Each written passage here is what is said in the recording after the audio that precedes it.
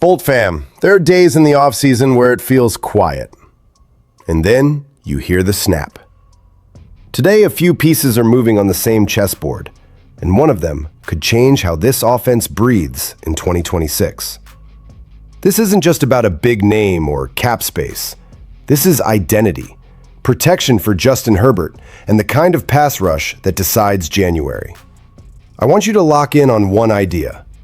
Every big promise comes with a hidden price. What price are you willing to pay to see this team truly take over? No excuses left.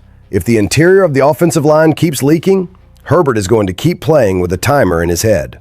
That's why this Pro Football Focus angle hits different. PFF pointed to the Chargers as the best landing spot for Bills guard David Edwards, and it's not about hype. It's about fit and urgency.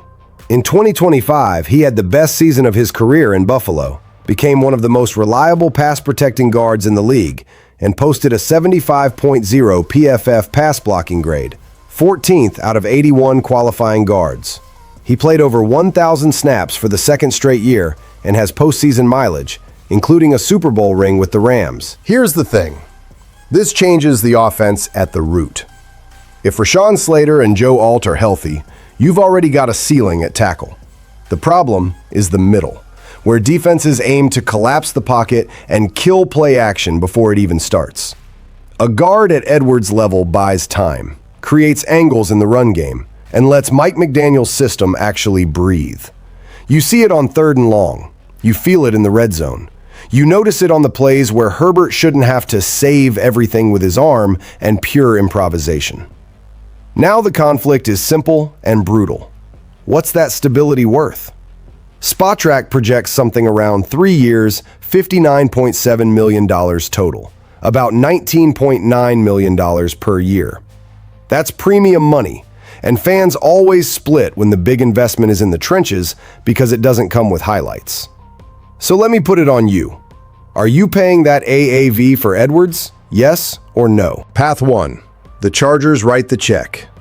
The message is, we're protecting our franchise QB right now, and that can unlock the offense as early as September. And the reality is, they're one of the few teams with the cap flexibility to do it, projected around $82 million in cap space this offseason. But cap space isn't infinite. That kind of deal starts to matter fast when you're also trying to keep the pass rush scary and fill other needs. Path 2. The Chargers decide it's too rich, hunt cheaper options, or trust the draft to build the interior. You save money, but you take on risk. Rookies take time, and interior mistakes are the ones that turn into strip sacks and losses that stick to you all year. So what do you want more? Pay big and sleep at night? Or keep your powder dry and live with the nervous sweat? And keep that in your pocket, because the next decision can knock a domino over on defense. Because we have to face the truth. As much as we want to see both Odafe Oweh and Khalil Mack back in 2026, their free agencies create a real problem. Oweh is entering his prime, and the league knows it. Projections have him somewhere around 4 years and $77 million. Given what he did in 2025, bringing him back to play across from Tuli Tuipulotu has to be a priority. But he's going to have plenty of suitors. Mack is a different conversation. He can still win with experience, angles, and leadership. But he's also showing decline. 5.5 sacks, 32 total tackles, and 6 tackles for loss in 12 games. If the Chargers bring him back as a third edge rusher, he can absolutely help create a nasty pass rush rotation in 2026. But there's another reality nobody can ignore. He could choose retirement this offseason instead of signing up for a 13th year. So here's the dilemma that splits the Bolt fam. Do you push to keep both, knowing it squeezes other parts of the roster? Or do you accept losing one of them to balance the build? If you were the GM today, what are you doing? One route. Prioritize Oweh and try to bring Mack back on a deal and role that makes sense, more specialized, more situational. If it works, the pass rush stays terrifying with real depth. If it doesn't, you're tight on cap and still end up watching Mack walk, or step away from football entirely. The other route is preparing for at least one departure and attacking the market with a colder eye. And that's where a name being floated starts to make sense. K'Lavon Chaisson. After the Patriots' Super Bowl collapse, it's easy to imagine New England focusing hard on offense and letting defensive pieces slip. Chaisson had 7.5 sacks, 31 tackles, and 10 tackles for loss in 2025, and Spotrac has him projected at roughly $9 million per year. Compared to what Matt could cost, something closer to $18 million, that number is way easier to live with.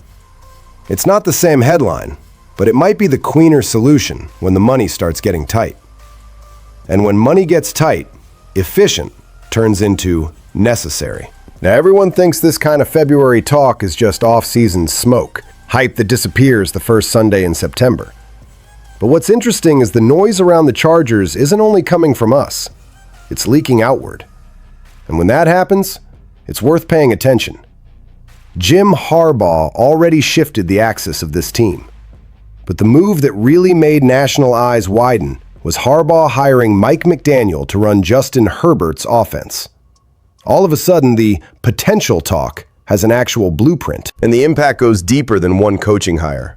A big chunk of the roster returns in 2026, and the cap space gives you room to fill gaps or upgrade. That changes how people look at the project. Still, you wouldn't expect bold predictions this early. February is usually where analysts tap the brakes, yet some projections can't help themselves. ESPN insiders have started to like what they're seeing to the point of including the Chargers in Super Bowl scenarios. One expert even picked the Chargers to reach the Super Bowl alongside the Rams, losing that SoFi Stadium showdown. And then Seth Walder went even further, straight up taking the Chargers over the Packers. His logic is the part that matters. The biggest weakness from 2025, the offensive line, has a built-in foundation if Joe Alt and Rashawn Slater return healthy. Add McDaniel as offensive coordinator, and suddenly the belief feels less like a fantasy and more like a plan. Be honest.